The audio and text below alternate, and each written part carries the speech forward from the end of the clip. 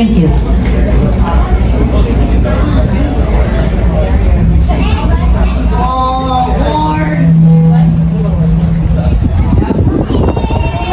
Well, thank you very much, sir. I appreciate that. I am training. I'm a coach here for up-and-coming conductors. You know, we will need replacements soon. So thank you so much for your help, sir. Thanks so much for making sure that we all boarded safely and you got us out on time. When you came into the gates of Greenfield Village today, you entered into over 300 years of American history. That was the dream that Henry Ford had. He wanted a place where people could come and see what those who lived long before us made with their hands and used with their hands, to be inspired. I hope as you went through the village today into the homes and the buildings, something inspired you.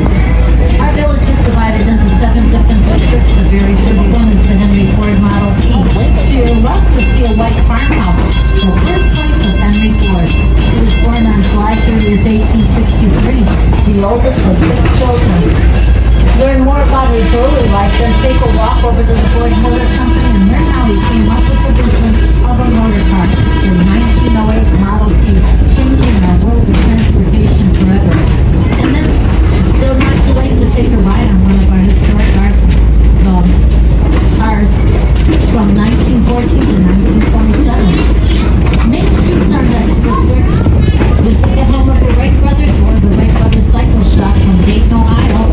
Learn how they came up with that flyer that took flight on December 17, 1903. Visit Mrs. Cohen's millinery shop for our staff make hats just like she did back in the 1890s, and the art of purchase. We also have the H.R. Jones Heinz House from Sharpsburg, Pennsylvania, built in 1854, where Henry came up with that first model of horseradish, leading to other of the 57 varieties we come to know. Take a ride on the Herschel Spellman Carousel, built in 1913, a menagerie of animals to choose. The statue of Thomas Edison leads the way into our Edison at Works district. In front of us is our Menlo Park. The 2-story brick structure is what we call the invention factory, where Edison worked on the incandescent light bulb, the phonograph, improving on the telephone and the telegraph. He received over 420 patents while he was working there. Single men that work for him were registered over at Sarah Jordan's boarding house. It's that yellow home that you see on your left, making history in December of 1879. One of the very first homes in the entire world that was fitted with electricity. Wires lined the walls and the ceilings as you go in. And when he wintered in Florida, he continued working at his Fort Myers laboratory from 1880 until 1931, perfecting the wet sweaters and that. Now we come into our porches and parlors districts, go to the streets, go into the homes. This is the presenters who will tell you about the people who once lived there. Visit the Edison homestead from Canada, where Thomas Edison's grandparents lived. This is the Maddox family home from Bryan, Georgia. It's a 3-generation family, and how they lived during the time of the Great Depression. We are now coming into the Susquehanna station. Remain seated. The engineer is giving us the sound of a single whistle, letting us know it is safe to come off the train. And if you happen to be boarding, you will exit to your left side at the station. Wave hello to Josh, our station master, as we pull in. It's Josh. Can wave to Josh. Yep. Hey. Once again, I'll remind you to wait till you hear the whistle before you stand. We're still no, moving. we're gonna go just around the whole thing and then we'll come back. I mean, then we gotta go because. Here, I'm gonna let you sit here. The conductor. Over to your left is our Susquehanna plantation, built in the year 1835 from St. Mary's County, Maryland. It was 700 acres big back in the day with tobacco its cash crop. The Carroll family owned this plantation, and they owned 65 people they enslaved to do all the work. Our presenter will tell you about the hardships they endured. Next is our Clinton family home from 1700. It was built in Sudbury, Massachusetts, and Mr. and Mrs. Clinton raised 7 children in that one-room dwelling. Our fairest window comes to us from Cape Cod, Massachusetts, built in 1650. It's the oldest standing windmill in the United States. This is our Daggett family farm from Andover, Connecticut, built in 1854. Learn what colonial life was like and how the method of farming, raised garden beds, growing keeper crops that would keep throughout the winter months so they did not starve. Over to the left, you'll see horses. This is a pasture for our Bradford farm and Morgan horses. They're the ones that move our carriages around and plows. They do a lot of work for us. And you might even see spotted around some wild turkey. They like to visit the horses. The locomotive that's pulling our train today is called the General Electric Diesel, built in 1942 for the United States Ammunition Depot from Charleston, South Carolina. It helps we have one of the, there's the turkeys in the distance there in the field. This diesel electric starts up in a pinch when one of our steam locomotives has to be repaired. So we always are with the locomotive. Look over to your right, 1 o'clock, you'll see the top of the Detroit Lions practice facility. It's a white roof building. Moving over further to the left, you'll see cables to the Gordie Howe Bridge that's going to join the United States with Canada, opening in fall of 2025. Do stay seated, man. Thank you. We are now coming into our 11-acre big wildlife preserve. We saw horses, we saw turkeys, maybe we'll see some other wildlife as we go through this wildlife preserve. Sit back and enjoy the sounds that come from the historic locomotive.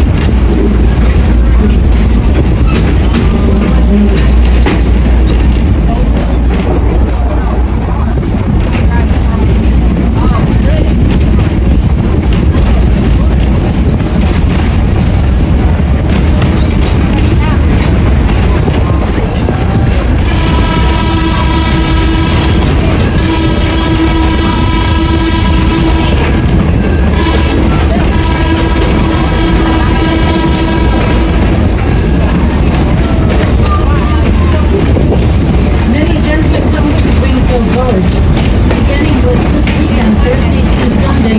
Cocktail tea begins again. They start from 11 o'clock until 3 o'clock. Reservations are not needed. Also, this Saturday, we are having historic baseball game, playing according to the 1867 rule book.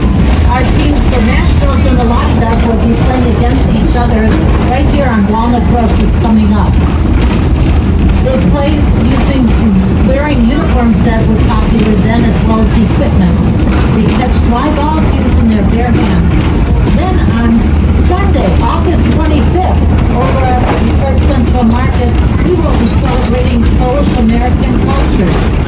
We will have a polka band. The kielbasa teams will be performing from 12:30 until 2:30. Bring your dancing shoes with you that day and dance the polka. You're all ready for the waltz. Look up the hill, you'll see the backside of the Getting Home from Edinburgh, New Hampshire, built in the mid-1700s. Then we have the backside of Noah Webster's home from New Haven, Connecticut, built in 1823. And also Robert Frost's home from Ann Arbor, Michigan, built in 1835. In front of us is the Henry Ford Academy High School, built in 1997, a charter school that specializes in the STEAM program: science, technology, engineering, art, and math. A new school year will be upon us in the next couple of weeks. 9th graders will have classes at the museum, 10th to 12th right here. Henry Ford was a firm believer of learning to do is by doing. These students will have a unique learning experience, being able to take what they study in the classroom, then go into the village or the museum and see it firsthand what they studied. These vintage Pullman cars on your left were converted into classrooms, and they're always reserved for the seniors. To be a student here, one must live in Wayne County, Michigan. After submitting an application, it's the luck of the draw in which you're able to attend high school here, 4 years tuition free. The Henry Ford Museum of American Innovation is a non-profit educational organization. It does not rely on any funding from the Ford Motor Company or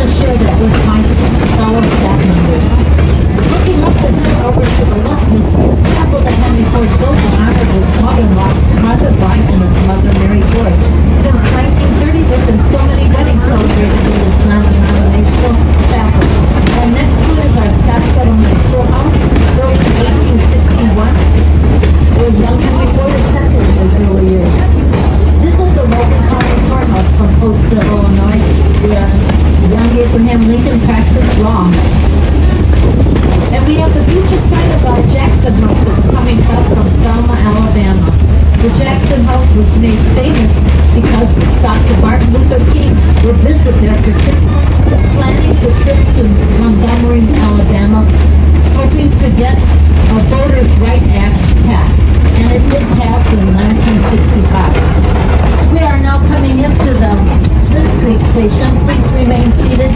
The engineer will set a brake and give us the sound of a single whistle that lets us know it is safe to come off the train. Should you be deboarding here, you'll exit on your left side. And if you are deboarding here or you're not sure, then you're only a short walk away from the Herschel's Building Carousel. And making a suggestion, after taking a ride on it, right across the street, you'll move on to the frozen custard stand and enjoy one of those frozen treats before you leave the Greenfield Village today. As we pull into the station, wait below to Deb, our station master, and to Kaylee as well, and Aboard the Greenfield Village Railroad. And before we get underway, just as a reminder, please remain seated while the train's in motion, keeping your hands, legs, arms, head, and feet inside the train at all times. And please, no eating or drinking except for water. And finally, if you do have little ones with you, we do ask that the adults please sit at the end of the row.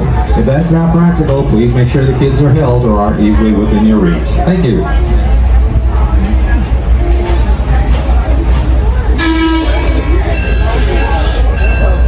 And as we start to leave the Smith Creek station, let's wave goodbye to Deb. Deb is our station master here today. Thank you, Deb.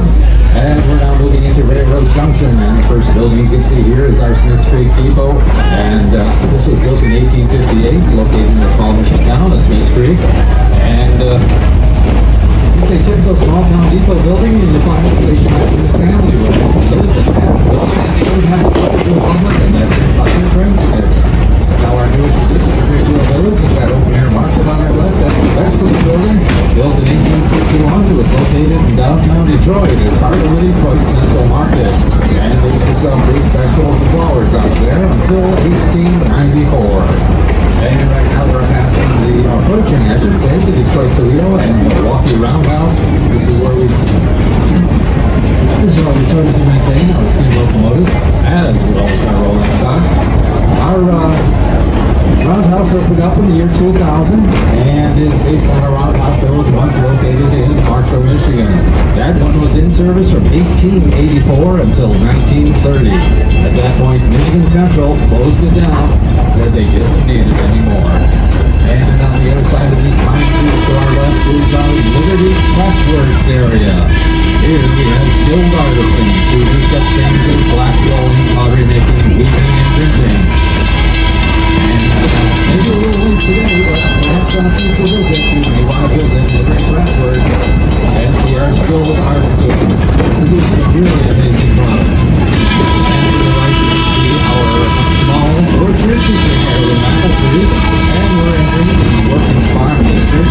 And we would like to have a field of 7 acres for such things as cool corn, winter wheat, rye, and hay. And up ahead on the right is the Firestone Farmhouse, and behind that is the Firestone Barn.